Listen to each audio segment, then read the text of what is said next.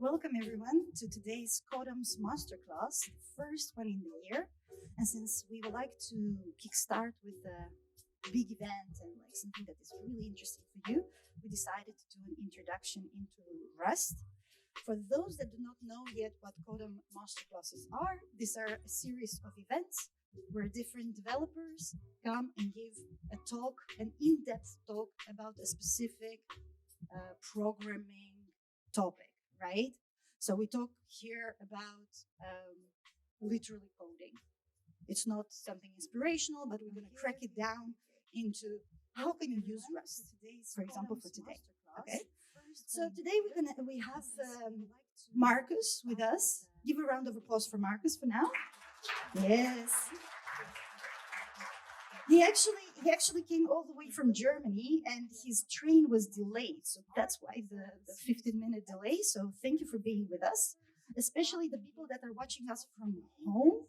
We had 375 registration for the event, which is fantastic because we have students from Korea to Russia to Portugal, Amsterdam, and even France. So imagine, like we have a bunch of people that are actually interested in Rust. Okay, so that's kind of nice to see that it's now a trending topic. Before we jump right into the content of the session, actually we have the CEO of Aleph Alpha. So Markus is part of Aleph Alpha, which is an AI research company, and we have Jonas online with us, just to share a couple of words with you, because we had a couple of calls a long time ago with Jonas about 42 Network and Codum, and he was really amazed by the educational model. So he has a message for you. Right, so I'm going to show you like a little bit what Aleph Alpha is about and some sentences about myself. So this is me. I'm doing software commercially since 1998. I'm an engineer from Karlsruhe, so I went to KIT, got my degree there. My thesis was about base networks. That was done in Java. Horrible memories there. So I basically did what you would nowadays call AI, like even before the deep learning hype. I spent some time as an investment banker in the economic research department on the trading floor in Zurich. Right, and as a business consultant, building strategy models and basically also like everything that you would call AI. And I always really been fascinated by starting software commercially since 1998. Third company I started, this first one was doing logistics AI, and the second was doing human machine learning. My thesis was also how I got into Apple, was done in Java. I and the team, we joined Apple. I spent 3 years at Apple in their AI nowadays leadership for their special projects division. And now 3 years ago, I came back to Germany, Heidelberg, and started Aleph Alpha. So what's Aleph Alpha about? When you look at current AI systems that are in production, most of them aren't that intelligent. Right? It's weird in a way that there's such a big hype about intelligence and AI. Right? When you look at what these systems are actually capable of doing, it's sometimes rather underwhelming. Right? Why is that? So, and this is the reason for that. The reason is that the current generation of AI systems are built on top of supervised data. And supervised data means annotations, data annotations, and labels. And so what's happening is that you have like a video or images or text, and then you basically hand them over to hundreds of thousands of data annotators, labelers, often in countries where labor is comparatively cheap. And so what they do is they spend like months and years on labeling data. So I've been working with millions of images and on which some humans have drawn bounding boxes around the data. And the problem with that is it's slow, it's expensive, right? Sometimes the data privacy issues are difficult. But the most critical part is that this limits the performance of AI to whatever specifications humans can do. But our world is so complex that these specifications, right, if something is a pedestrian or not, this is not even capable of capturing the complexity of our world. And here's some examples that can show you that. So here you see like this art piece, a full-size ad that shows you in the reflection of a pedestrian in a window, or I have no idea what that guy is doing, but it looks like somebody dressed up as a tree. For us as humans, all those observations are no problem. Like, we can see them, we immediately know how to react, and we will never make a mistake just because there's a reflection or there's an ad. But for AI systems that are only really focused on detecting pedestrians, those things are super hard. And here's some examples. They are not really capable of managing the complexity of our world. This is another great example, right? This is like an observation that the AI has not made. Or no idea what that guy is doing, but since a few months and years now, AI systems are getting bigger and bigger. Here on that chart, you see the size in which AI systems grow. And since 2015, they've been basically growing according to Moore's law. So every 2 years, a duplication, they double their size. But since 2015, we see a massive acceleration with a doubling in size every 3 months. So that's kind of where we're at. Massive amounts of compute and resources and data are being committed to new AI systems. And what the kind of context in which you can see that is that these systems are driving a fundamental revolution on how AI is used. You don't have to read all that. The takeaway here basically is that we are expecting to see transformative AI. And transformative AI is basically AI that can create new knowledge by itself, can basically transform the majority of what we call work. And this is an estimate of Open Philanthropy, and they are guessing that we have a good chance of seeing transformative AI by 2030. There's some companies that are kind of working on that technology. OpenAI, for example, DeepMind in London, and we are currently the European independent alternative.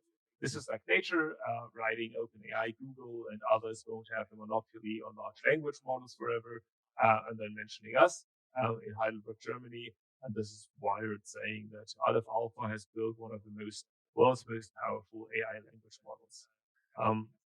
And we have our own cluster with one of the biggest commercial GPU clusters.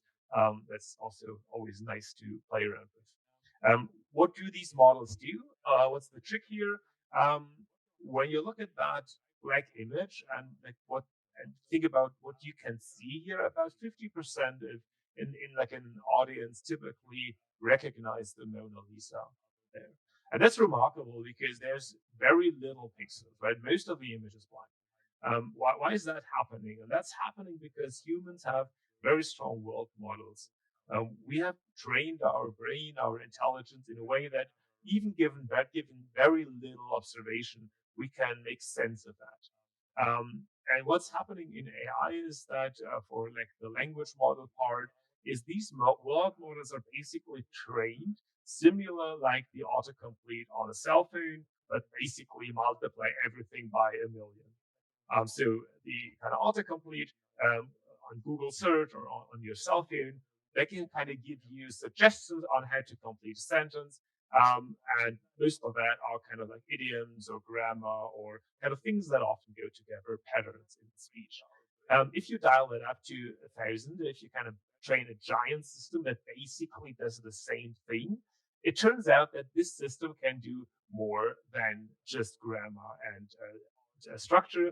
So it can basically know different languages. It can tell you factual information about the world. Here is basically the start as Angela Merkel was born in, and then the system completes in Hamburg as Angela Dorothea Kasner. She studied physics at Leipzig University, where she got her GIS. So there's a lot of factual knowledge there. There's a context knowledge, and there's a lot of knowledge about how humans communicate.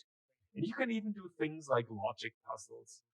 Here, the AI is basically for every statement, telling us why that statement doesn't make sense. So for the statement, Leonardo da Vinci architected the Eiffel Tower, AI says Leonardo da Vinci died in 1590 and the Eiffel Tower was built in 1889. And that's super amazing. And when I started doing AI, we were all pretty convinced that this kind of logical inference is impossible if you don't build logic explicitly into a system.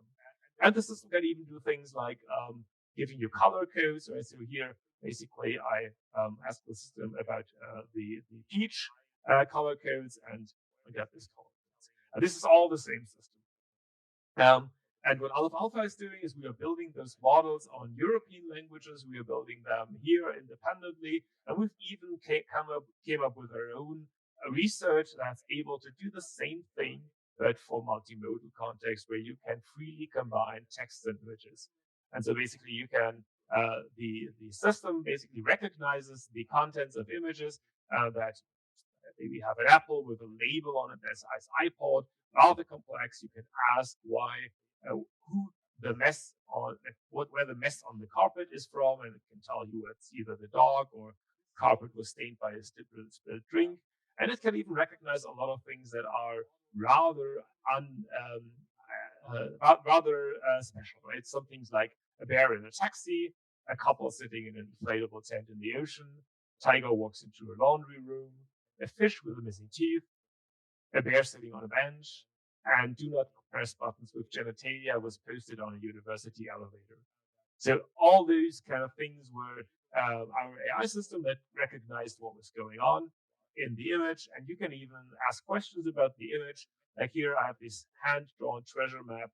I'm asking where the treasure is buried, and the AI system tells me the treasure is buried in the old oak tree. So it kind of has read the hand-drawn map. It has understood that the red X must mean that this is where the treasure is.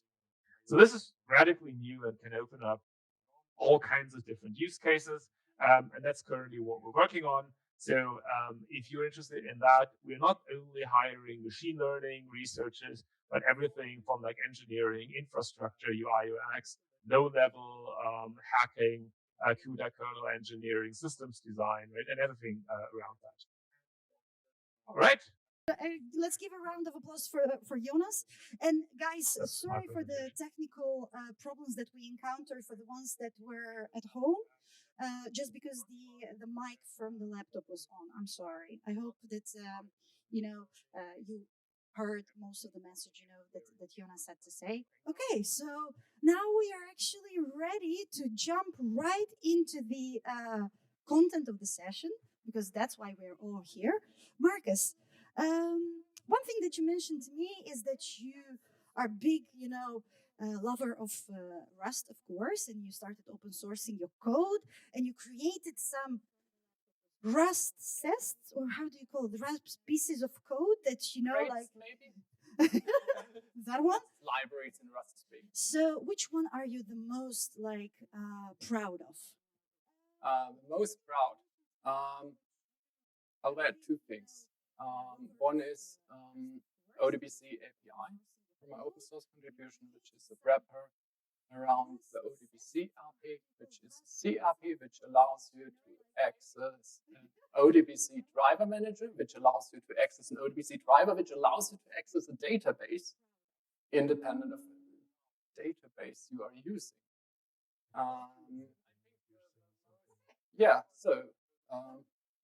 Will we be talking today about it? Or is it something way too complicated for our students to jump right in as, novices? I would answer both questions with no, right? So I thought the topic was Rust, so I will stick mostly to that, right? Yeah. However, I hope it would be applicable, right? Because the majority of the code is written in Rust, although unsafe Rust, because, and this is one of the reasons you may want to run unsafe code to talk to a C API. The other one I'm proud of is probably Arrow ODBC Py, which is a Python library, which has a Rust core. But mostly because of the packaging, because Python packaging is the hardest problem so far I've come across from an engineering perspective. So, hello, Code in College. So my original plan was to introduce myself right now, but my name has already been mentioned a couple of times. So the more perceptive member of the audience might have figured out by now, but I'm Markus Klein, and I'm currently leading the engineering team at Aleph Alpha. If you want to look at some of my open source tools, you can follow me on GitHub. I have the Pacman82. It's also like the only social platform you can follow, right? You don't use anything else. Yeah, introducing myself, I feel always a bit awkward because you have to ask yourself all these profound questions. Who are you really, right? I forwarded the task to one of our multi-model models, and it thinks I'm a man with glasses and a beard, which leaves out some aspects of my identity, but it's still a fairly accurate description, I feel. So, hello, I'm a man with glasses and a beard, and I'm going to talk to you about Rust. And this is like, actually, I'm not talking about you about Rust. Like, and if we want to be more specific, I want to talk to you about Rust language, because Rust, like, that's also a community, it's an ecosystem, it's a tooling, actually all pretty good. And I want to talk about the language specifically. And moreover, I don't want to show you how to code in Rust and explain every syntax in detail. If you see Rust for the first time in this talk, you will have open questions after. Like, you know how you learn a language, you open a project, an editor, and you learn to code, and I can't do it for you. What I want to do is I want to explain the ideas behind the language. And I've been told the audience is already versed in C, right? So that's what I lean on. And I will not assume that you know Java or C#, but I will know C. And that's actually a good foundation, because if you know C, you already know system programming, right? And if you know system programming, you also know the pain that goes along with it. And if you know the pain that goes along with it, like, you can appreciate the solution so much more if you know the problem, right? So I will draw from the knowledge. So I've learned also that you are likely knowledgeable in C++, right? So I will try to draw comparisons to C++ too, right? So if you're a Python user watching this talk, it's probably not the best introduction into Rust, because I'm coming from a totally different place here. And I also don't want to show you like how exactly the syntax in Rust, it's not what this talk is about. It's about the ideas behind the language. And I had to pick and choose because there are many. The weird thing about Rust is that it's voted most loved language like 6 years in a row now in the Stack Overflow survey. And like, it's not surprising to me, but actually it's at least weird, because like the thing, if people say Rust is hard to learn, right? And don't languages normally advertise themselves where they are like easy to pick up? Like Python, oh, you can learn Python in 10 minutes. Or Go, you can go productive right away. Why do we like a language so much which is so hard to learn? It's like, there seems to be a conundrum here. I think languages can be hard to learn for different reasons. And one way you can be hard to learn is a language could be difficult to use. And I don't think Rust is difficult to use. The other way it could be hard to learn is there's actually new stuff to learn in it. For example, if you are a Java developer and you learn C#, and you learn a bit of syntax, you learn a new ecosystem, maybe you use a different IDE, but you're not learning much new in terms of programming paradigms, right? You're doing an imperative language of web orientation. It's Microsoft Java, right? You're not learning anything new. That's why people say, oh, if you learn one programming language, you can write it in many hours. Yeah, it's true, because they are all the same. Like there's functional programming, there are two different paradigms, but mostly the same. So saying Rust is hard to learn might be an indication there are actually new ideas here. Like, that's also not true. The ideas are quite old, but they're new to us, which is like just as good. And yeah, and when we learn something and it's not just difficult to use, we feel rewarded. And I think that's why people like writing programs in Rust. They feel rewarded after learning it. It doesn't feel like a chore. There's also another reason, but this is now personally why I like Rust and where I found this nice character.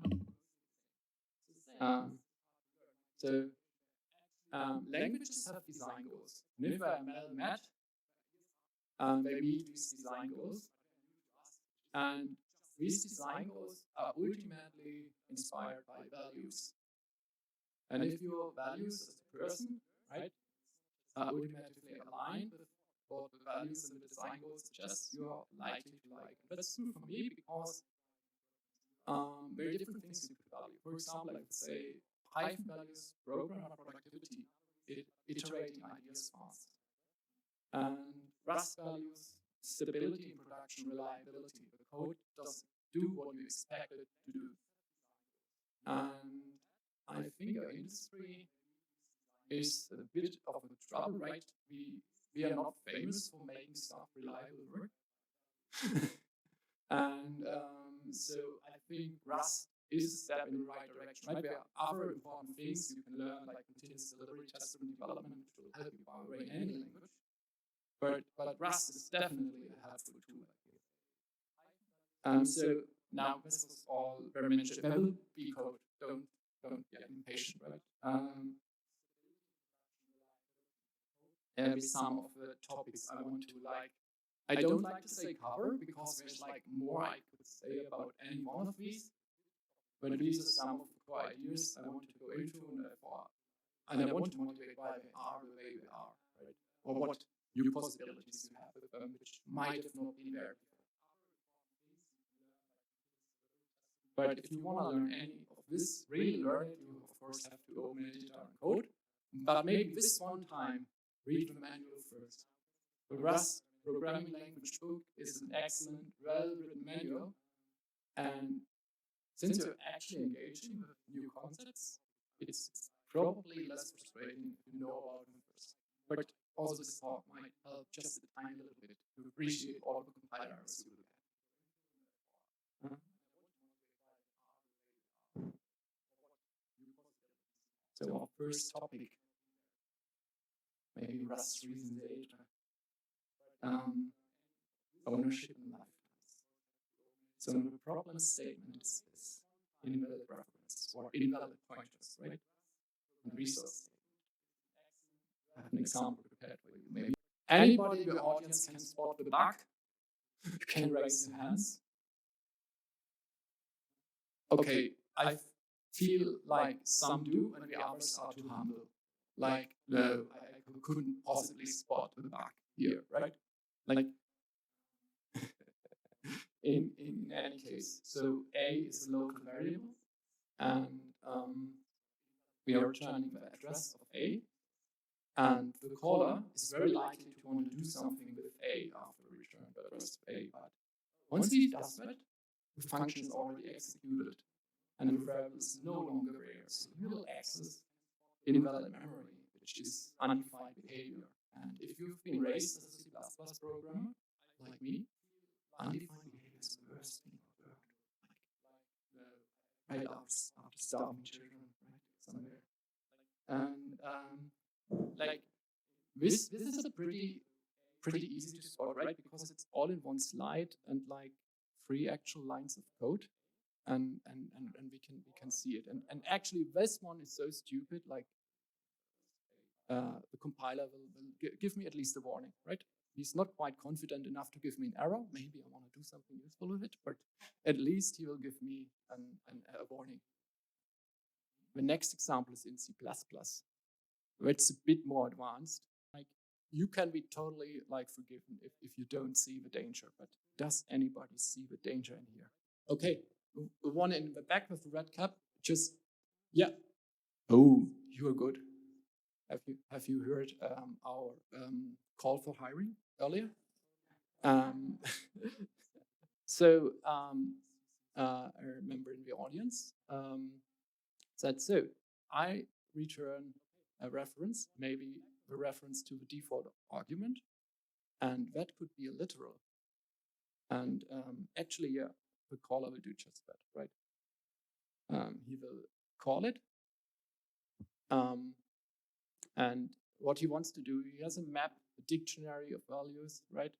He wants to search for a key, and in case he doesn't find anything, he wants to return a default value. And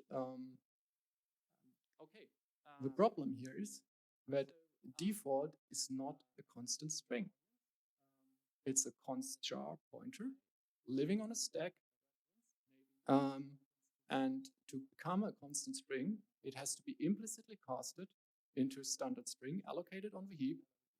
That reference goes into the function. The function takes the reference, returns it. Meanwhile, the string allocated on the heap dies while the const jar on the stack lives on. And later, I want to access the variable. So I'm really proud of you here, back there. You kind of messed up my talk, right? This was supposed to be like a reveal. Yeah, I have a little example prepared for, and since I didn't have time to prepare because I arrived freshly out of Germany, you will now see me painfully, slowly going the terminal. And later, I want to access the variable. There's a working program, right? We will use it. You must trust me that I compiled this program, not something just printing foo. But I hope. And actually, I've taken this example from an excellent talk from Louis Brandy. I hope I didn't butcher his name. About common bugs at Facebooks and common programming mistakes at Facebooks. And in this talk, he goes over 10 bugs. And right at the beginning, he says something that libraries with bad ownership model have lots of bugs. And actually, 9 out of the 10 bugs he goes on to describe, which are common recurrences at Facebook, are not possible in Rust. They just are not possible to do. I will try really hard with that one, and you will see how Rust prevents me from doing that, right? So the future, people who want to apply it as a data scientist at Aleph Alpha, please note that this does not mean that you necessarily have 10 times less bugs in Rust than C++.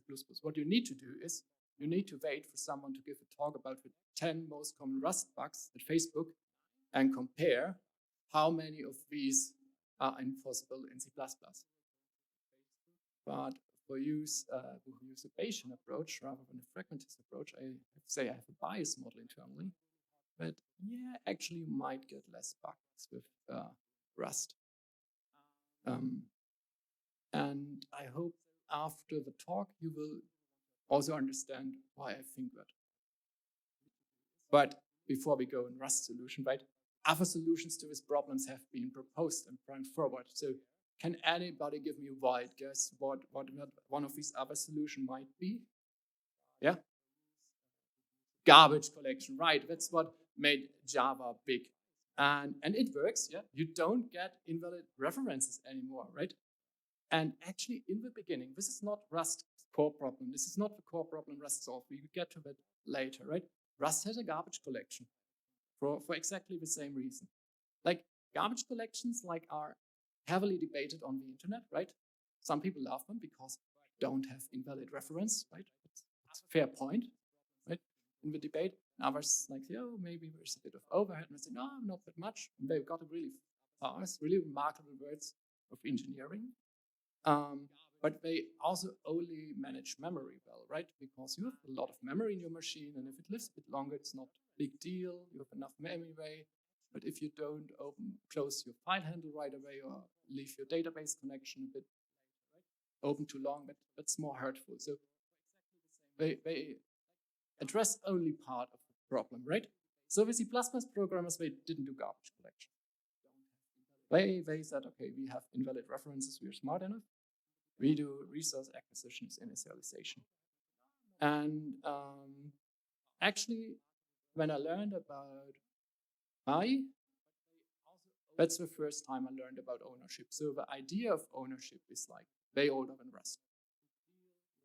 And yeah, it's simple. You have a class, and this class represents a resource, and it takes ownership of the resource when the class is instantiated. So is a resource when the class goes out of scope, so the resource is dies and is cleaned up. Not a bad model, not a bad solution. In a way, Rust could copy it. But we see C++ still has invalid memory references. So let's try to reproduce the bug in Rust. Let's try really hard with really unidiomatic code, because buggy code won't be idiomatic, also, almost by definition, right? To translate it. So I'm having my get or default function. It takes a hash map this time. It also has like the heap allocated string class and returns a reference to it. And if I try to compile that, Rust gives me the first inkling that there might be something wrong here, right? You return me a reference, but I have no idea what this reference will be referenced. Will it be referencing the map you passed me, the key you passed me, or the default argument you passed me? I propose a solution. Just let's say, to be safe, it would reference all three of them. So I do a bit of an annotation, slightly different than the compiler suggests. I introduce two lifetime arguments and say, hey, both map and the default argument are both A. So, and the resulting argument might reference one of these, right? So it may not outlive these, but I don't care much about the key. Actually, I could have omitted B just like, for educational purposes, it's in here. Most of the times you won't annotate references explicitly in Rust, and the compiler figures it out for you, but sometimes, right, in this situation, you have to be. Like, the key we don't care about, and that's what this says. So now let's try to get the bug, right? Implicit conversion from a literal. I like, Rust doesn't do implicit conversion. This layout engine doesn't do good rendering of its screen size. So, but you see the method called, and there's a map argument, there's a key, and the key is a string literal, and what to own means, I want it to be an owned object, and when I own it, I must destroy it. When I can destroy it, it cannot be a literal, so it allocates it on the heap, and then I pass a reference on it. It's what C++ does implicitly. You have to do explicitly. Rust needs a bit of help reproducing that bug, right? So let's give it that. I do the same with the default argument, and when I print it, also I think. But the compiler strikes again, and this is a really, really good error message, right? It tells me exactly what is wrong in the code and why it doesn't work. There's a temporary here. Once you reference it later, it doesn't exist any longer, and it even like gives me the context. This is one of the great things about Rust. Like, having great ideas for language is one thing. Like, having a good idea is one thing. Executing it well is another. But this is like well executed, right? I don't get a message, yeah, you violated the Rust lifetime rules, figure out what's wrong yourself. This, like, even if I don't understand any of this as a beginner, I have a chance now to fix the bug. And you may see the word borrow in here, right? Borrow is Rust speak for taking a reference to. So now the bug is prevented, right? We could now go a step further and could ask, so how could we make this work, right? This would lead us to the topic, which is the number one Stack Overflow question asked about Rust. What's the difference between str and string? I'm not sure about how to pronounce reference str. I think you have a big head start here because you know the difference between the stack and the heap, right? But string is a type which owns its resource. So it wants to delete it after it. And to delete the memory, it has to be allocated on the heap. And string is just a reference type. So it borrows only a string slice. And it doesn't care whether the string lives on the stack or it lives on the heap. So kind of, like const char, although not like const char, because if you have a const char, you don't know if you own it or not. Like, it might very well be that it's your responsibility to delete it, right? This is why the C++ programmers came up with string in the first place, right? Because okay, we have all these memory leaks. No, everybody's afraid of deleting these strings because later on they get access to invalid memory. So string is not like constraint. It's definitely, you don't own it. You have no right to delete this. You've just borrowed it. So, and that's what like the fix could look like. Yeah, we just don't care. And yeah, this is like simple, like you might write it something like that just as a beginner, right? With a bit help from a compiler. And you might not even realize how amazing it is that this works. Because, for example, we pass key as an argument to find something in the map. And the map is generic, but still understands that you can look up, use a borrowed string to look up like a thing that is typed with string. So it's perceptively simple, but there's a mountain of abstraction in it. And we can actually return a reference, right, safely. Like in C++, it's getting closer. Like we learn, like, oh, wait, here's the Rust sample, and yeah, it works. It prints what it's supposed to do. It will print default, right? C++, I think with C++ 17 has gotten a string through, which is much like stru, even in the aspect that it's not terminated by 0, so you can reference just substrings without like, how do I get a 0 in my original string somewhere in there? Borrowing is taking a reference to something for, yeah. And so the question was, what is borrowing? And yeah, like the safe solution in C++ is still to just copy the string, right? And this is not even the generic version, which would be more complicated. And I still have to like do the const string reference, right, for the key, and can't take a string slice. And probably the copy I save, the next function will take a const string, and I need to heap allocate it again. Yeah, for now, but C++ is also getting there, not standing still, which is nice, because there's a lot of C++ code in the world. But like also the Facebook talk solution was just copy it, right? You can afford the copy. Like, it doesn't matter that much. The compiler might see it. So Rust follows some rules. These are like direct quote from a Rust programming language book, where each value in Rust has a variable that's called its owner. There can only be one owner at a time. When the owner goes out of scope, the value will be dropped. Now comes the new stuff. There are also rules of reference. References must always be valid. Okay, that one is good, like we all agree, right? At any given time, you can have either one mutable reference or any number of immutable references. That is a bit more radical. I think this is, from a language point of view, this is the single most important idea which there is in Rust. And I want to take a detour to motivate it. Otherwise, I will slightly speed up the detour, like to stay in probably the time budget. And I think the idea starts actually not with a language theorist, but with a problem. And the server browser engine, like Rust, has its origin in Mozilla. It's used in browser, it's a browser engine, Firefox. And the goal is to make Firefox faster. One thing you can make faster is you can make of all these funny cores we have nowadays, and which are idling away in our notebooks and desktops. And one of the funny things we want to do with all these cores is like parallelized CSS style rendering or parallelized CSS styling. It's actually an embarrassing parallel problem, which is extremely complicated, because that thing lives between like the document object model and the layout engine. So it's a pretty complicated piece of software living between two others, pretty complicated pieces of software. It's written in C++ because it's supposed to be fast. Hey, let's parallelize it. Like, I see a problem. It's not a language theory problem. Like, I'm barely smart enough to program a microwave.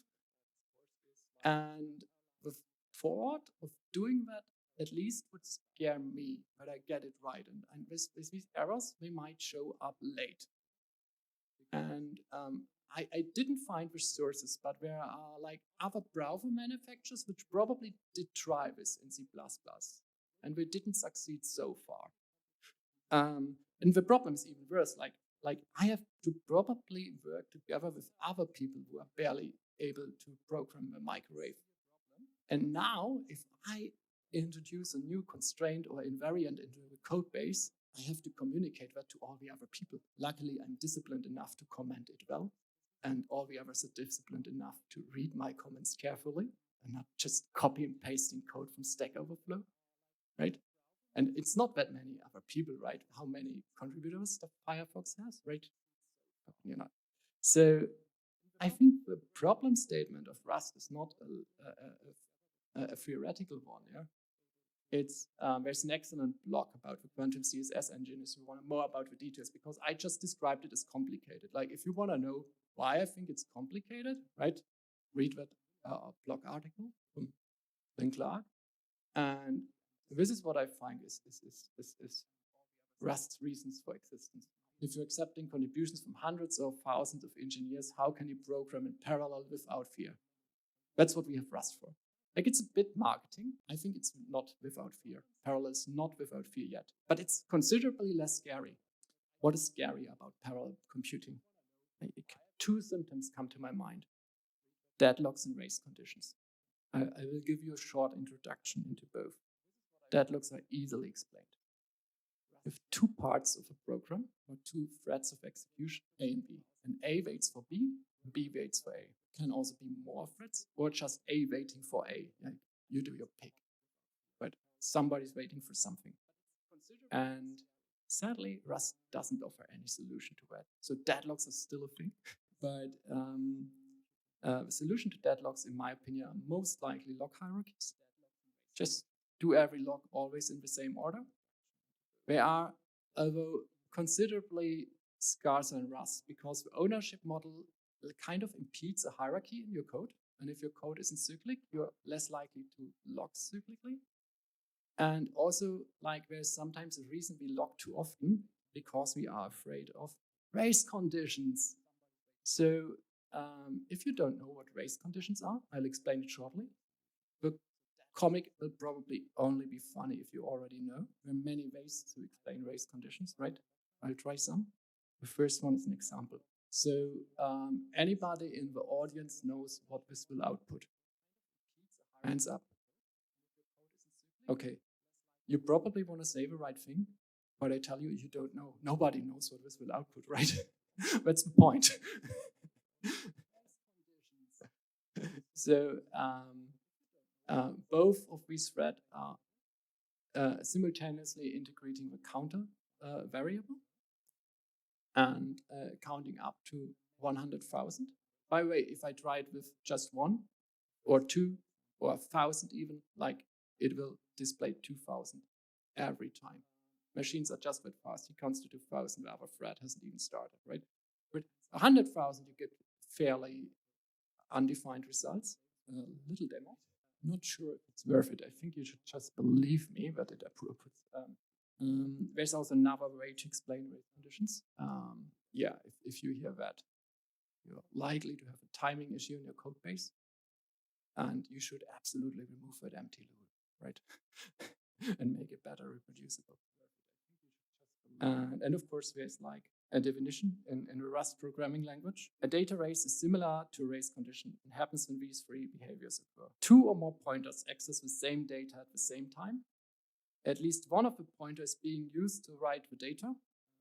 There's no mechanism being used to synchronize access to the data. Note that it's called data races, not race conditions. Actually, race conditions are also kind of alive and well in Rust, but data races is like the biggest part of them. And you can still like mess up file access. Two threads could like try to write the file at the same time, having the path. But everything the compiler knows he has under control, right? Like your variables in your code, which is a big deal. And other solutions have been proposed to deal with race conditions. One is by the Python language, pragmatic, just lock everything, right? Always synchronize everything. And it works. Like, Python is very, very successful, and most people don't care about many codes, but I see this conflicting with the goal of writing a parallel style engine. So let's skip over that solution, right? The functional programmers, they have figured the world out, right? Like the immutable word is very nice, pretty, unicorns. Everything is, the mutable word is very dangerous. I say, if we do not mutate anything ever, we are likely not to mutate like the same thing twice at once. It's actually kind of too hard to argue with that, right? I might be right here. But it's also kind of restrictive, right? If you got a present for Christmas and you unwrapped it, right? Did you think of it? Oh, I'll destroy your present and create a new unwrapped one, right? It's like a level of abstraction. It's also pretty far away from the machine, because like in the machine, things actually change over time. A personal hypothesis of mine is that once you know your domain well enough, that you understand what time is in your domain, you can express it declaratively well. But for general purpose programming language, there might be, dependent on your domain, different definitions of time. So saying change does not exist is a pretty hard thing to do. It might also not be the most intuitive thing to do. And you need a pretty damn good compiler to make it fast, because you would still have to actually like change things for the performant implementation or what the core executes. So let's like slightly update the functional worldview, right? And by the way, I've been a big proponent for functional programming language for like most of my life, but right now, for me, with the problems I have to solve, Rust feels functional enough and is borrowed heavily from the Haskell community. So it's like a child of C++ and Haskell, and either you hate it or you love it, right? But the updated worldview is this, right? Let's say a shared immutable state is fine, happy, like nothing goes wrong here. Exclusive immutable state is like maybe even finer. Exclusive shared state, right? What could possibly go wrong here? But also, if I can mutate something, but I'm the only one who can mutate it, I should be fine, right? Because by definition, I'm the only one, so nobody else could do it at the same time.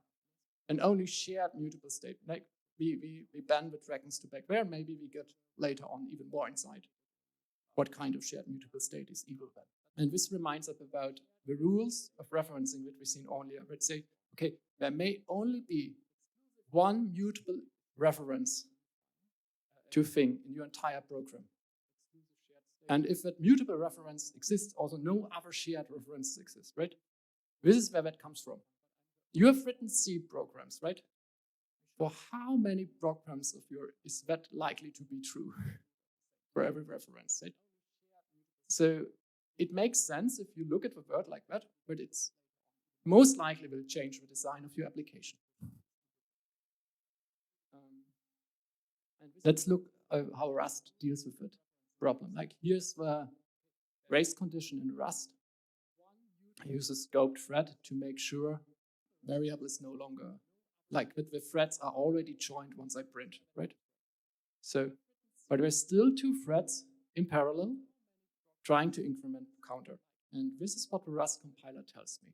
Cannot borrow counter is mutable more than once. Like he just goes, okay, I have this rule, only one mutable reference, and I see two. You're doing something wrong.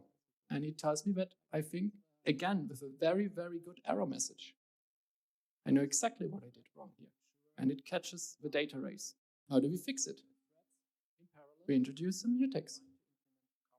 Now it's synchronized.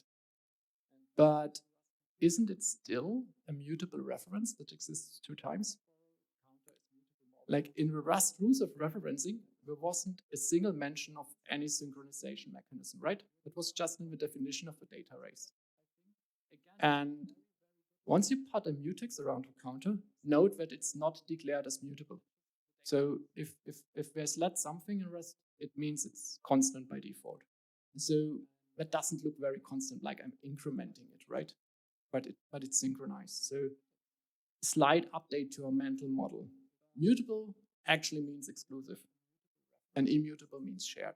And I will say mutable and immutable because that's what everybody else says.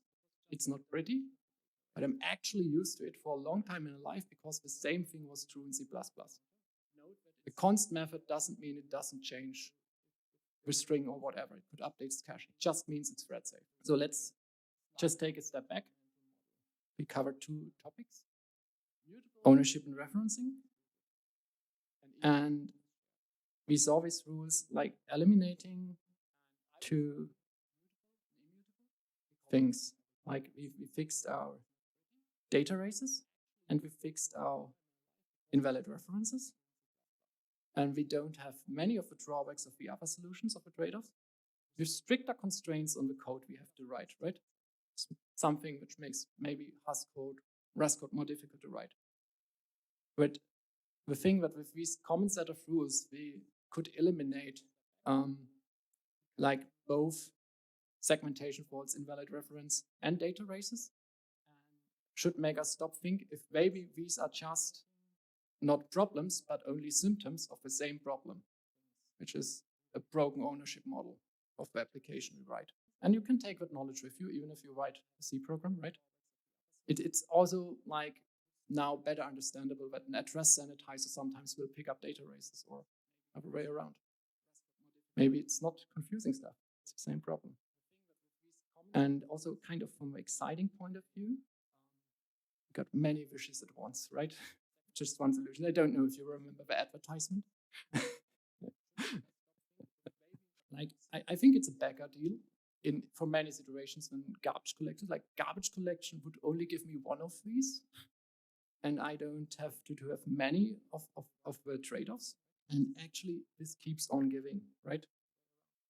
If I don't have a garbage collection, I don't need a runtime. Like, at least not one as big where it needs to fit a garbage collection in runtime. And if I don't need a runtime, I'm easily embeddable in other languages, or I can be compiled to WebAssembly, right? And I think Rust didn't set out to become a system programming language. It's just the consequence.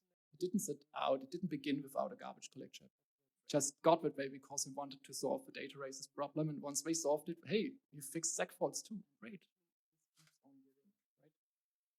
I wasn't there. I wasn't in the room. I joined at version 1.0, slightly earlier, right? But it's the story, the narrative in my head, at least. And now there's like in Half-Life, the game, there's a chapter unintended consequences, right? Oh, sorry. Unforeseen consequences. Oh, okay. Yeah, okay. Disqualified myself as a Half-Life expert, but that's fine, as long as you believe me about Rust. I think default move semantic was probably also not there in the beginning. Like, it's a weird thing to do. Each value in Rust has a variable that's called its owner, right? Ownership rules. There can only be one owner at a time, but it doesn't say the owner never changes. So, and if the owner can change, like, we need a way to pass ownership. That's a move, right? And if you're familiar with C++, you've heard about move semantics. And they are a bit of a false friend because we're different in C++. I want to show you how. So this is a C++ program, and what does this program print? Yeah? You don't know move semantics. Okay, then I explain it nonetheless, right? Anybody here has experience like with C++ 11 introduced move semantics? Okay. Like, you look younger to me as an audience, right? But obviously, these C++ standards need to get a while to hit production, it seems. But it's also my experience. Not with C++ fault, right? It's always more organizations. Move was an idea for an optimization. And you say, hey, if I would like take a string and would create one based on another string, and I don't need the other string anymore, wouldn't it be nice I could reuse its buffer? And so they moved ownership from one to another, right? It's actually, in that regard, it's the same as in Rust. So I take here string by value, which sometimes now is the right thing to do in C++, not if you are before 11. And I move it into there. And now the string belongs to the create method, and it brings codem, hello, codem college. So the thing about C++ is I've taken ownership of the string, And now and its buffer and the string left is still in a valid but undefined state. So if I do use the same string again, I have no idea what it will do. I know it won't order a pizza. That's like undefined behavior. It will print something and will start with hello. That's pretty much all I know. Most likely though, it will just print hello because the buffer is moved and it created a new and empty buffer because that's the cheapest way to create a valid object. Or if you have an older implementation, like if you use the compiler, maybe you have and say, hey, use the C++11 standard, but it's an older compiler. It's okay, the cheapest way to implement move for me is just to copy the thing. But technically, like a lot of things are possible. Move semantics in Rust are destructive. So that means if I try that stunt in Rust, so I create the string, I put it into the create function, I again get an error. You already moved the string. I didn't, by the way, in the code example, use the word move. This is what I mean with move semantics are default, right? And right here, it's an audience of 50 people, and nobody told me at least that they knew move semantic. And now to have the default way of passing variables, like this is one of these new things you will going to encounter, right? Which might be changed, right? It goes on to tell me that, okay, you can't use a value you've already used, and it doesn't implement the copy trait, which already gives me a hint how I might write something in Rust which prints the same string twice, but it's possible. I go to my borrowing class, my stru class with a reference. References are copy, which means if I move them, they are copied, and the copy is just as cheap. And since it's a shared reference, many may exist, there's no problem. And now it works, and it's the better code anyway. So the first example was kind of contrived, admittedly, but maybe now you understand move semantics. Move semantics, why make them default if they are so strange? Because moving ownership in Rust, you will do a lot, right? Remember also that there's only one mutable reference allowed, and this will influence your design. Like it's a sensible decision. Copy will make it bearable if it pass around integers and so on, right? It won't be too bad. And there's actually, like, we already fixed data races and segmentation faults, but there's more, right? Now that we have moved semantics, we gained an ability unheard of, like in the academic world, yeah, heard of, like affine type systems, blah, blah, blah, why it's not linear, but like in production, unheard of. There's bonus collateral collection, like, okay. This is not strictly to do with move semantics. I think I come to that later. So bonus collateral correctness, global variables. So by now you should have gotten like how this talks works, right? Like, who thinks this Rust program will compile? Surprisingly enough, it doesn't complain about the declaration of a global mutable state. It complains about mutating it. And because there is global mutable state in Rust, you need it sometimes, right? But you can only do so in unsafe code. Like, there's some arguments about global mutable state. I give you my opinion why it's bad. Because I think global mutable state is normally bad, because to know what that variable is, I need to look at the entire program. And if the entire program is big and changed by a lot of people, like if it's a small program I've written all by myself, yeah, there are only 2 places where I ever touch a variable, fine, I have it in my head, right? But if I don't know the code base and I see a global variable, what value does it have? Where does it get changed? I don't know. And where do I need to look? I don't know. So I need to look everywhere. And this idea of local reasoning, like there are many arguments about what good codes look like and bad codes look like, and like it's like argument about human language. You can argue with a French person if you like French better, or German, or like whatever language you speak, and you will probably, one for French person, French will be like the easiest to understand, and there's a lot of subjective here. But one objective criteria often emerges, like how much code do I need to look at to understand that piece of code? locality of reasoning. And global is not very local, right? So it's in the name why it's think bad. The other thing here, this is, I think, is C++. You can tell me about whose spider sense does tingle. What vectors? Oh yeah, that's a good one. I didn't even think about it, right? So yeah, let's assume it doesn't, right? Like I have a list of days and I want to reference a day in that list, which is today. So I'm self-referential. That's like the smallest cycle you can build.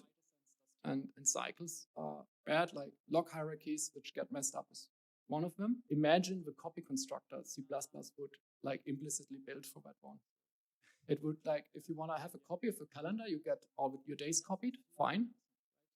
And then the reference of the other thing would still point to a reference of your original. It's probably not what you intended. Of course, you can manually copy it, but like whenever you do a cycle or self-referential thing, there are uses for it, like the Rust language uses self-referential stuff to avoid allocations and futures, and it's not bad, but you usually, if you don't write a standard library, you usually don't have to do it, right? So in, I think my last 15 years of professional life, I saw cyclic references. I didn't saw a sensible one. Like I say, okay, that needs to actually to be here, right? And in Rust, like if I would do that, try to do it, it would complain, right? It'd say, oh, you have a reference here. It needs a lifetime, and that lifetime needs to be in calendar. And it doesn't get yet the compiler that I want to build something self-referential. He like gives me the benefit of the doubt. Surely you want to reference something else outside there, but once I start writing the new constructor and try to parse in my own lifetime, he won't let me. It's a fix actually, right? So I will do a very simple fix. I will just use the index instead of a reference into that array. And notice how the default copy constructor now, if I simply annotate it in Rust because it's like not default, it will do the right thing. It will just clone the elements and automatically no bug here, right? And if you just avoid some bad patterns, a lot of other bugs just vanish magically themselves. That's why I said collateral correctness. This is like another unforeseen consequences of move semantics. Suddenly now I can express state machines in type systems. Right? We had type state machines before. No, you haven't. Not quite like that. Let's assume I'm writing an API to like write a document, right? And this is actually one of the things I can still do wrong in Rust, right? I can write an API like that, but this is now more on the opportunity space, things I can do better than before. And I could create the document, and then I have method to write the header of the document, to write elements, several into the document, and at the end I want to have a footer. And maybe sometimes the user wants to print the document, but that at best should be like a complete document, right? And now there's something which go wrong here, right? The user could create a document, right? And then start writing the footer in the beginning, right? Or printing it before it's completed. Like he could trigger methods while the preconditions are still not sufficed, the application is in a different state. And I can tell him in an error message, but he will not find, he'll find out at runtime if he did it wrong, right? I can write a program like that in Rust, but I can now write with destructive move semantics and borrowing, I can write a better program, a better API. I make two types. I have a document work in progress, and I have a finished document. And okay, I can only create a document work in progress. I have to pass the header, write array in the constructor. So now it's document with a header. If I write, now I can write elements to it. Only one can write, it's mutable, self-reference. Only one is allowed to do it, right? See the write footer method. It doesn't take a reference to self, it just takes self. And remember, move semantics are default. It belongs now. That method's write footer consumes the document work in progress and it returns a finished document. The document work in progress ceases to exist at that point. It will get a compiler error. And only the finished document has a print method. So now this is an API.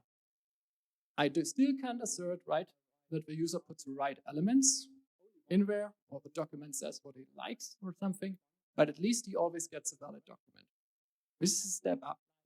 And this is something you cannot do if the move semantics are not destructive. Because then the document work in progress would still exist. I would change a document which is in a valid but undefined state. Fine, can have a bug. But here I would get a compiler error. So now I can take APIs and make them really, really hard to use wrong. And the amazing thing is people actually do that. Like, there's OpenGL is notoriously hard to write. When there's Gilium, and you can do as a beginner, you can write OpenGL code, and you just can't make the errors. It's not maintained anymore. Vulkan is the hot thing now, right? I try myself the same thing with the ODBC, CRP wrapping it, and you mostly should not be able to use it wrong, right? Now you have all this mechanism which forces you to write correct code, and you build it upon libraries, which people were amazingly enthusiastic about making hard to use wrong. And what you get is something we haven't seen like in a long while. We get reliable software. Who would have thought? Now another thing like in the opportunity space, enumerations and traits. One way to think, like enumerations have many, many different names. Some types, when you are properly identify as a Haskell developer, right? Or discriminated unions, and you probably identify as a C++ developer, right? Or like language support for the visitor pattern. Maybe you come from Java or C#. Or like if you really if you have some types and you have structs which are product type, and you have an algebraic type system, right? Traits, I think I get to them a bit later. But this is an enum, so a switch statement, right? friendly enough. You've seen them before, and the statement here is not switch, it's match. We see it's a bit more powerful than switch, but we can use it in the same way, right? There's a direction, and we can match, and we can execute code based on what its state is. Now, one thing which is amazing with match is that it does pattern matching, and that allows me to do something like multiple dispatching. Like, imagine you want to write an asteroid game, right? I haven't played it, and I realized when preparing a talk, I don't know what happens if a rocket would hit a rocket, or like if there's friendly fire or not. So you have to do with my interpretation of it, what the game should do, right? The interesting thing about it is that you have to dispatch your functionality. If you made a collide method, two game objects collide. A ship collides with an asteroid, or an asteroid collides with a rocket. It depends on two arguments what logic should be executed, like ship and rocket. Like, for example, a strategy pattern in many object-oriented languages, it gives us single dispatching with a virtual method, but it only depends on the object you call the method. You can then implement double dispatching, another thing. Here I got multiple dispatching very, very easy, because it's otherwise something really hard to do. I just match on a tuple of these and write it down. What should happen for all of these cases? That's pretty cool. It's something I cannot do with switch, but it gets even better. I'm feeling like a knife salesman. I didn't even talk about generics yet, but you see a T argument in here. You probably have suspected that we can do generics in Rust. But the other thing, we can also have like state on our variants, right? The single variants can have types. This is actually what makes it a sum type. This one is the one which will get rid of all your null pointer exceptions. Because in Rust, every reference is valid. And if you have a reference to an object or not, it becomes an option to a reference. You might think of, like, as a C++ programmer, I have an implementation of how it works in my head, right? There's a union type, and there's like a that's why it's discriminate unions. There's a discriminator integer that tells me which state it is, so I know what union it is in the back. You're not wrong to assume that, but it's more efficient than you might think. Who might have an inkling what the size of the type might be? True answer is it depends on the Rust compiler version. But now, not anymore, because they made this foreign function safe, so it can actually pass this into to C. The size of that is on a 64-bit machine. It's 64-bit. It's just a pointer, because Rust compiler realizes that a reference can never be 0, and if it's 0, the option must be none. So one of the things about which is Rust, which is different from C, that there's no ABI, there's no application binary interface. The compiler can pretty much do with the types what he wants. Structs don't have to be like in the memory in the same order you write them. If I want that, if I think an ABI is a big plus, which it is, especially if I talk to other languages, I write extern C above it. We just borrowed that stuff out of C. But if I don't I know an option to a reference that's basically just a pointer which I cannot use wrong. So one of the things that's pretty cool, I feel. Nice optimization. There's another important enumeration, right? This times both variants have state, and this is like for error handling, as you might have guessed. And this is how we return errors, right? We just return a result. So this function may maybe run okay, and then you get a result, or it may have an error on the error of this type. Also a new concept, not to you, because you use C, right? Maybe to C++, definitely for Java and C# developers or Python. Errors are part of your interface. I like it. I think it's the way how it should be. And now I've been tasked to put some examples from my code base in here. We've seen the playground in the beginning where I have several prompts and I can mix pictures and text, right? It's a modality, right? And so modality could be either text or an image buffer. And I can model that quite nicely. And of course, I can like visit these states, right? And do stuff, use this state depending on what the item does. You would save it to path. I made that use case completely up because it fits on the slide. Now let's talk about traits. So now we have language support for basically what is a visitor pattern on steroids, right? There's some language support for the visitor pattern always, like if is a visitor pattern, you visit true and false. There is switch is of course a visitor pattern, but now we have like a full thing. That's all I want to ever do with a visitor pattern is in the enums. So there's only one other way we do decisions in computer programs, and that's actually like kind of a strategy pattern in a way. And these are done by traits. I'm not going to tell you how it's different from inheritance, which it is a bit. I'm rather telling you that it's a lot like C++ concepts. And at runtime, it's a lot like C++ type erasure. Let's say if there's two ways of making decisions in programs, or remembering them at least, then just for fun, let's model the modality we've just seen with the save as a trait. So then there would be an interface. I call it an interface, yes, but it's a trait. But a contract, let's say, and whoever implements modality, right, must have a save method. So I can save the prompt and other things, right, which is what the point is for. Then I can have like a type image, and I can say I implement the modality for that image. One thing to note here right away, this is why it's like C++, when I can define type somewhere else. I don't have like to define an image and think about all the ways and all the traits it could possibly implement. I can do so in other modules. Like as not, like in Java or C#, I want to have an array. I need to think about like, oh, what could somebody want to do with my data structure? Oh, it needs to be enumerable. Maybe the key should be hashable, serializable, and I need to come up like with all the ways in advance and inherit all these nice interfaces. This is how I would use it, right? This is at compile time, right? I would say, okay, here's a prompt, and it can be any type which implements modality. So the compiler knows, okay, it does have a save method, and I can call it. And the compiler will create a new instance for that method for every type I call it with. But if I don't want it, or if I don't know, like, for example, I read it from the user, what my modality is, I can say, okay, it's not impl, it's dynamic. So there's some restriction to dynamic. The trait must be object safe. I won't go into what that meant. Like some things need to be left for you to learn, right? But that's actually a pretty small change, right? From compile time to runtime polymorphism, or in Rust more like monomorphism, because it doesn't work like with virtual function pointers as part of class like used to. Like rather there's a special trait object for that interface generated. But basically, I need to change one word, and I'm now allowed to know it only at runtime.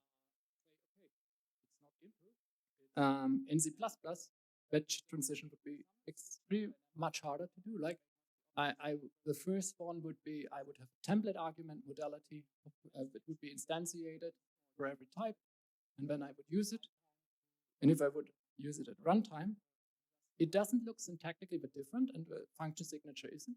But now modality needs to be an abstract base class, which probably didn't even exist before. Now I have to refactor my code like around with function log, because now I need to switch to runtime polymorphism, which is an entirely different type model. Like, it's compile time C++ is like Python. Like, give me whatever. I don't care about interfaces. I will complain, right? At least before concept, if something goes wrong, and it's a generic type system. And at runtime, it's suddenly object-oriented. So whenever I make a decision at runtime instead of compile time, like, it's a huge refactoring, although just one assumption changed. And it's like a nice thing, but it's like the same concept in Rust. Like, hey, you don't know whether compile time anymore. And if there is a larger refactoring because my type is an object, say, well, there's probably a reason for it.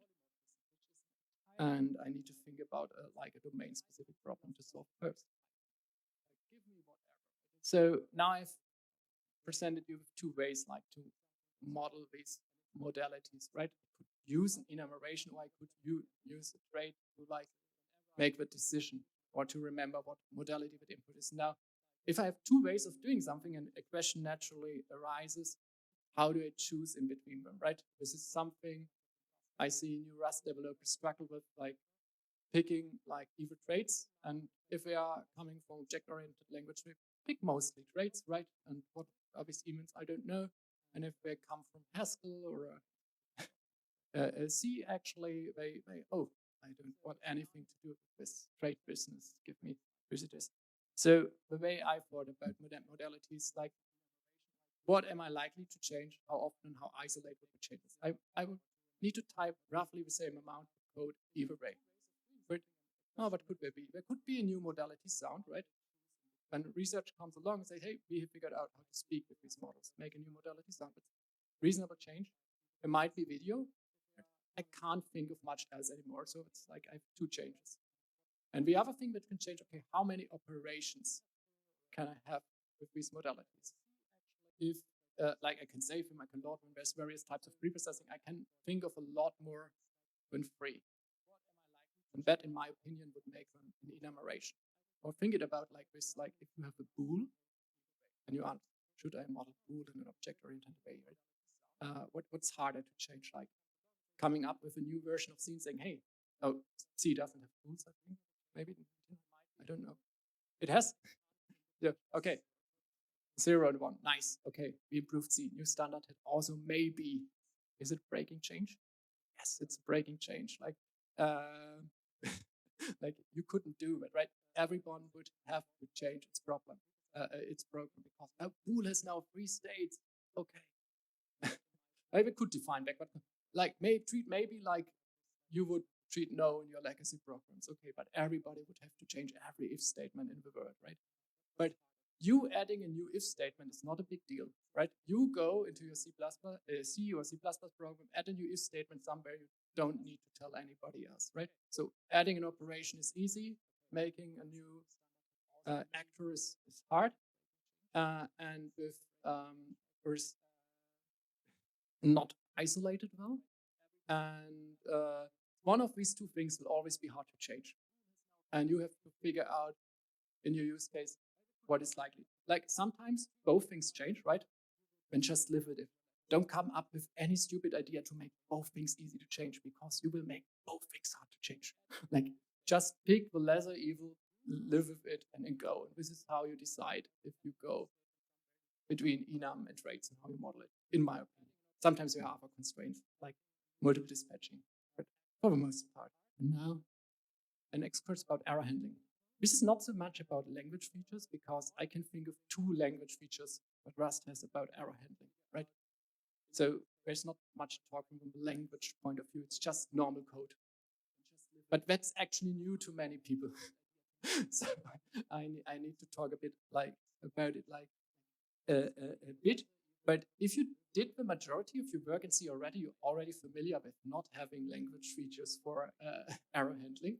So you have a head start for most of the work. You know, I have a bit of a mental model to classify errors, like apart from exception safety. There's runtime errors. Like in C++, there's a type standard runtime error, and it always, like let's say a discussion with a colleague who made every exception ever runtime error because it is thrown at runtime. That's not a good classifier, because every exception is thrown at runtime. Like, no, it means the error is not actually karma, but it is in your runtime. Your runtime must not necessarily be GC, but it can be a service you use, or your hard disk is full, or anything like that, which your program relies on, and it suddenly can't rely anymore on it. Should tell the user over operators, right? When there's logic errors, and logic errors is usually bad user input, right? So if it's a program, it's the user doing stuff your program isn't supposed or designed for to do. If it's a library, it's the user using it in correct way. Actually, we have seen a very good way already to deal with logic errors, like these state machines, which we can now express in the type system. And we have really tough types, and we can express a lot of preconditions in our types when we can get rid of most of them, not all, right? The user can still index an array with a value, and don't go down that road. Try to make that, like, don't waste your young lives. Try to make that, catch that at compile time. But for the most part, we can like avoid these logic errors. And there's bug, and the cause is simple, it's you, right? And I really like just to abort programs when they bug out, like not do anything fancy, because I already proved I'm incapable of writing code and understanding the code. So why should it be better for the error case? And sometimes if the product owners say, no, you can't abort the program. We need 100% uptime. Like, yeah. Like, some product owners think a crash is the worst thing in the world. They lack experience and fantasy. Like a program which does automated decisions and is running, and you don't know what decision it does anymore or how to predict them. Is it really better than not doing things? What help do we have here? So we have panic, which I like, as I said, to use for bugs, or in logic errors when I write libraries and the user has a bug. I tell him there's no sense, like if he has to handle my errors explicitly, but the error can never happen, like it's a waste of both parts. Should find it in his testing. But I try to be nice on it by giving a really good error message. Mostly avoid that situation if I have to write a panic by catching it in a type system before. Usually I put this somewhere in my programs, right? Because that allows the compiler to get rid of all the stack unrolling, and code paths, also C++ compiler would insert for exceptions and say, yeah, we don't need that, we don't do this in production. It's just abort. So there's one language feature, it's a question mark operator. So it's syntax sugar, essentially, for an early return in the error case. And may I draw your attention to the into at the end of the error? That means that my error gets translated in the error of the surrounding function, right? So errors are part of my interface, but the error which happens inside my function, it must not necessarily the error which my user sees. And into is when there's a cast defined from one error to another, it will apply the translation. So, and object-oriented programmers really miss the exceptions really, really very much. And so they define these casts for everything. And so you leak exception detail again. We just got rid of them, but now we have them again. So only define these casts from one error type into another if it's really always clear that this error in this context means that. Otherwise, it's nicer to actually think about, okay, if this happens in my application, what does it mean for my user in my domain? Well, at least like for a production level server, like for a command line tool, yeah, convert anything to anyhow. I do that all. Speaking of anyhow, oh, there's a bit of text. Ignore the code symbol. That's not supposed to be in the slide anymore. Like there are two crates for error handling. There are no language features, but there are really nice libraries for error handling out there. Like a lot of them, of course, because people disagree on how to do error handling. Here you get my opinion, you can have your own. I like anyhow, if I'm doing like a little command line tool and my strategy for dealing with errors is just to display them to the user, right? And forward them and show them to him. Because I can construct anyhow of anything which implements the standard error trait, and I can just question mark, move it up the chain. And this error is really nice because it's transparent. Your user doesn't need to know that you use this error trait. He will see a custom-made error type, and this error just helps you to create a custom error type for your application, where you list all the errors that can go wrong. I wanted to talk about unsafe, and I won't do that. And I think it was the right call because we are like time-wise. But there's one thing, like when I thought about the Rust language so far, I talked about the safe part of Rust, right? There's the unsafe part, and some people say, yeah, you shouldn't have any unsafe code in your crate. For most crates, we're right. But unsafe is really, really dangerous, but it's not evil, right? We wouldn't even have a vector in Rust without unsafe code, right? We couldn't implement that in safe Rust. We couldn't implement the Mutex in safe Rust. So sometimes we need that escape hatch to make things work. We couldn't talk to other languages without unsafe in Rust. But if you write unsafe, you might be tempted to think, oh, it's just like C. It is not. Read the Rust Dynamicum first. Really pick up a manual first before you cause any harm.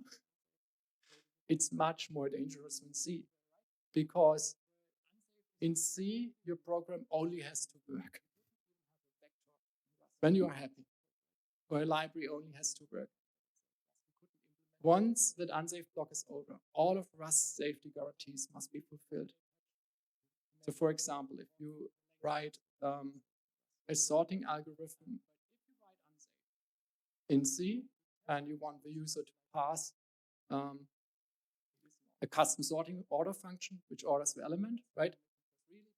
And it breaks, and the user has a bug in the sorting function, you can say it's your fault, you put a bug in the sorting function, right? But if you provide a safe abstraction for something, it must be safe, even if the user has bugs. Because if you say, I'm only safe when you don't have bugs, that's a world we already live in with C and C++, right? If I don't have bugs, I'm safe. No, you must be safe even in the presence of bugs in the user code. Like, so you must think of the most evil user you can imagine. And there's this really strict requirements. One with unsafe bugs over only one mutable reference to anything in the code. And so the requirements for writing unsafe code are much, much stricter.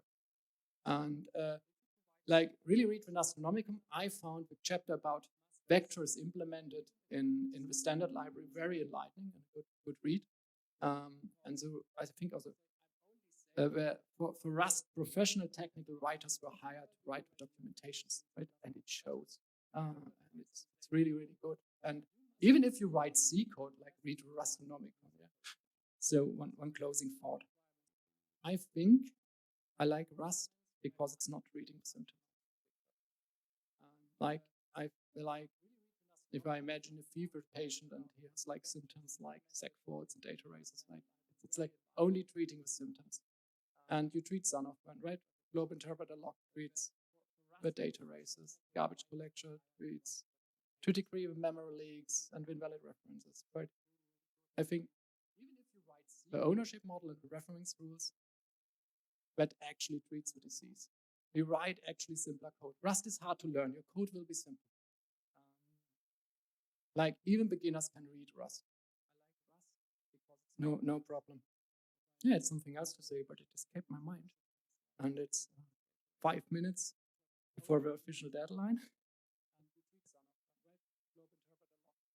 So thank you for your attentions.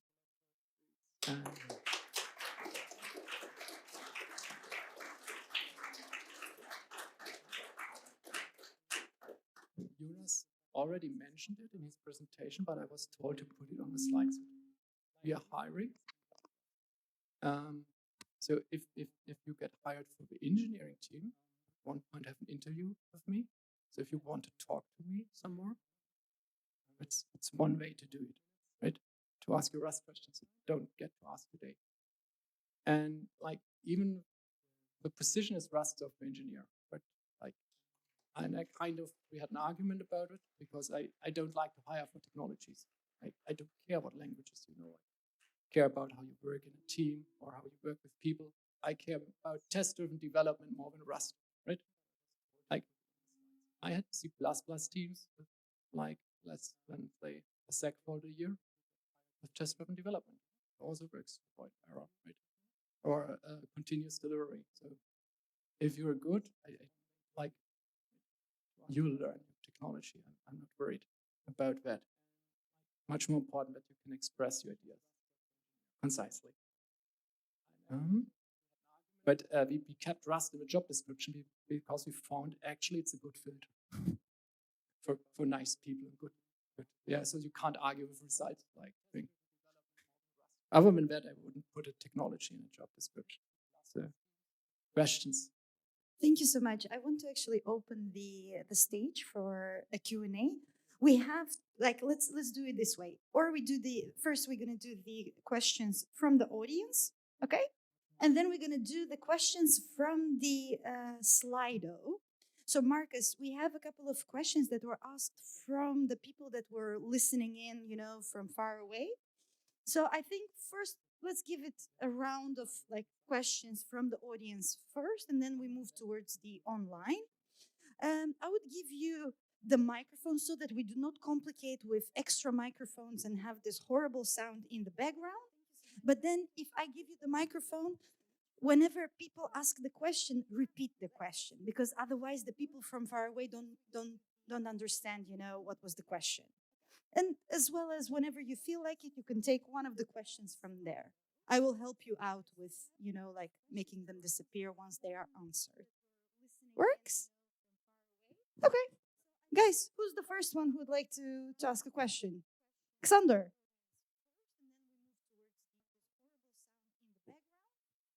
What's the main goal of Aleph Alpha? Okay, yeah. Jonas would be better skilled to ask a question. But as I see it, I can say what's the main goal for me. It's like we think that's an assumption we have, but there's an industrial revolution coming. You've seen a representation what these models are capable of. And right now, we are the only European company working on it and doing research on it. If we are not successful, we'll buy the technology from the Chinese or from the Americans, and they will do our thinking for us. Jonas would be better skilled to ask. So I want to say we want to acquire a lot of really talented people, build up the knowledge, and be ready when the revolution comes. Yeah? You talk, I repeat the question.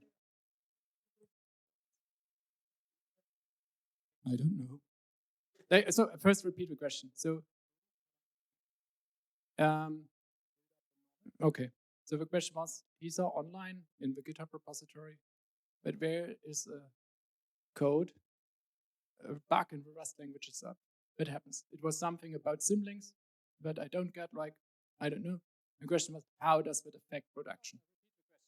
And maybe in a more deeper sense, will there be someday a sec fault in Rust code? Yes. Yes. There will be bugs in the Rust language, but think at what front we are fighting right now, right? Many of the unsafe bugs you find in the Rust repository are about the possibility to write unsafe code. So whether bugs, whether about, oh, you have the option to have a bug, right? In C, you just have bugs. We fight the options to have bugs. And sometimes we fail, and when sometimes we have bugs, there will be race conditions, even data races in Rust code. There will be access to invalid memory because that's like any technology so far, at least, built by humans. and we are fallible. But speaking from my experience, I haven't experienced any so far. And I have 7 years of experience with the language, right? And assuming we get better, it's at least a sign of hope, right? Of course, it will be all that harder to find, right? Once you have it, because you will trust the compiler. Yeah, that will be a shitty day or month, right? Okay, next question. Any technology so far, at least, built by humans? And we are fallible. But speaking from my experience, I have an experience. Will Rust be the new Python? No. Python has different values. Python cares about iterating ideas fast. If Python would ask me if I want to do a plot in a Jupyter notebook, what do you want to do if a graphic card fails right now? I would find that a hindrance, right? So I don't think there was also another question here that maybe we couldn't answer. What languages is Rust able to replace and in what sense, right? Yeah, I kind of want to ask better questions, right? Not about what languages it is about to replace or what it competes against. That's a bad question for 2 reasons. The first reason is social. Some people know technologies and other people identify with them. And if a person identifies with Python or C++ or Rust, and you say, this is going to replace that, right? You attack the person. And you could say it's their fault for identifying with it, but it gets heated and it is like not productive. And the other thing is people use languages for wrong, like in the wrong domains, right? Like somebody has written a ray tracer and POF ray script, right? Is that the right tool for the right job? Either very much so or not at all, right? Somebody has written a graphics demo in Excel, right? And that could, of course, then be replaced, right? I think a better question to ask is rather than what languages will it replace, because also languages never die, is in what domains will Rust likely be successful? What can I use it for, right? And of course, you may have used other languages before to do that, right? And surprisingly, like very, very obvious one, like game development, probably at one point will be done in Rust. But right now, the majority of the code is like C++, and the Unreal Engine is C++, and like it would be, yeah. And that could, of course, then be replaced, right? I think a better question to ask is rather than what languages will it replace.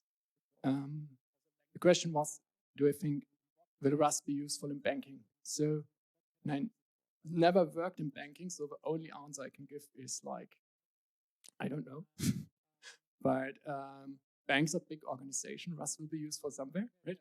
And if banks don't want errors, right, it might be an incentive to use Rust. If you ask about the future, Rust may also not compete with the language that exists right now. Probably the biggest influence Rust will have will about the languages it will be inspired, right? If I use Rust, I still have to know the difference between a stack and a heap. And for most domains, that's not relevant. Like memory management is a low-level concept, ownership is not. So maybe one day there will be a high-level language, which is really popular with ownership model. Who knows, right? Who knows the future? I don't. Right? There's a question here.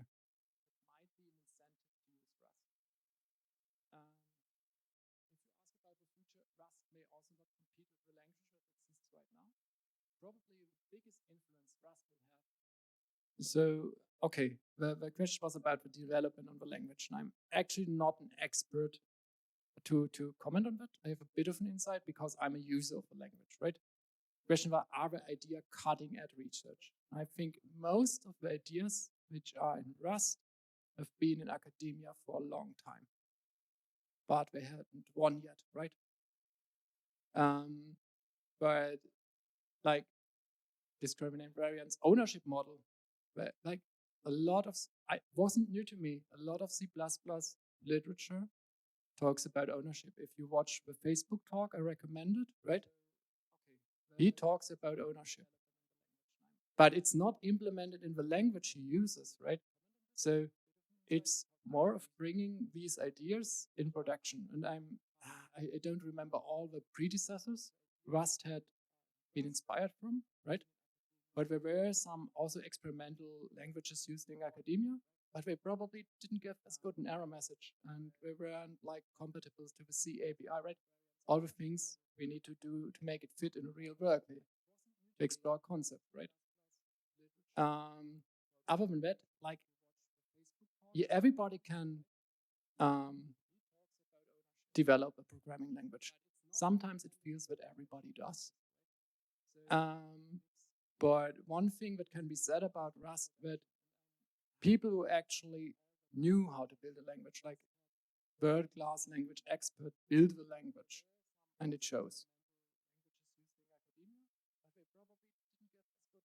Okay, next question.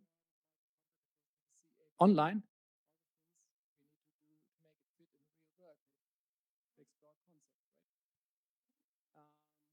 Other than that, like, yeah, everybody can develop a programming language. Sometimes it feels that everybody does. Let's maybe a quick one, which, hi Markus, could you please explain integration Rust and C code? I won't in this question, but like fully, but what you can do is, if you have unsafe code, like you make an unsafe block, and when some of the safety guards are off and they have to be back on once that is closed, you can declare C function. You can call just them with a signature.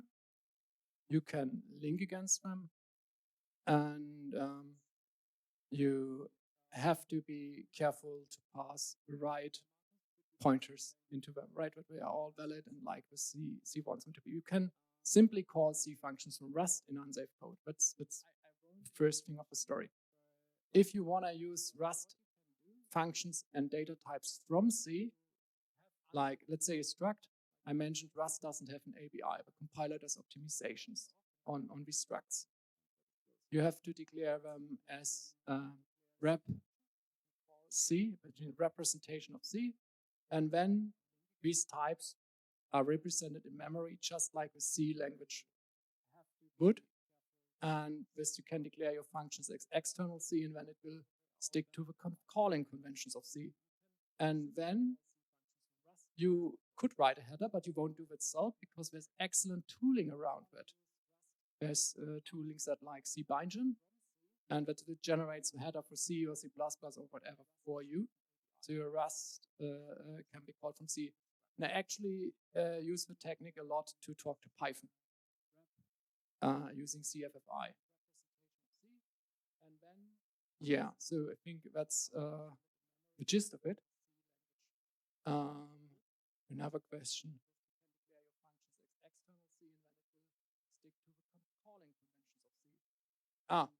You mean the top one?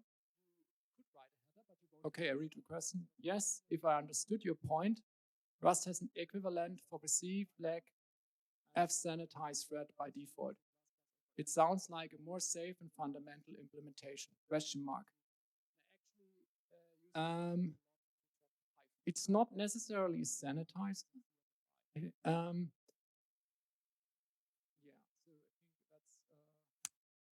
I think I don't.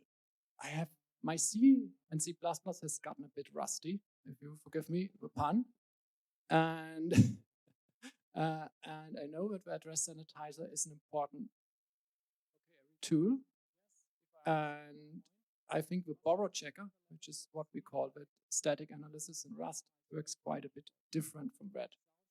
But they solve the same problem, and yes, I feel that Rust wave solving is more fundamental.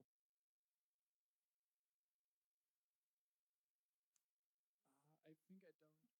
I have my and C++ has gotten a bit rusty. Okay, the top one. Apart from reading through a Rust book you mentioned, what sort of projects would you recommend for beginners to work on? Okay. Depends, of course, on the beginner, right? But the Rust book is actually not like a really thick book. It's just called in the community the book, and it's fairly well written. It's online. If you and yeah, you can like read through it in a weekend. No deal. Even faster. And I think it's good to pick a project of something you already know how to code. So that way, you have to only deal with the novelty of the language. So for me, I had several things. I always coded a Sudoku solver or a snake game. All right, like these things I've done, like coded in like a dozen of different languages again and again and again, and try to how do these feel these things I know in a different language. So you probably have also your problems you go back to and you know by heart, and you can like reduce the stuff you have to learn at once a bit by picking something you know. Other way to do is you want to go all in, right? The Rust community is quite helpful in labeling good for beginner stuff in open source projects. And so that's a good label to look out, because like if you promise to solve one of the issues, you might get a bit of mentoring for free, right? How would you implement that stuff? I haven't tried it though, so I don't know how well it works, but maybe you can tell me and see if you would recommend it. It's at least an idea. So, thank you all, really. It was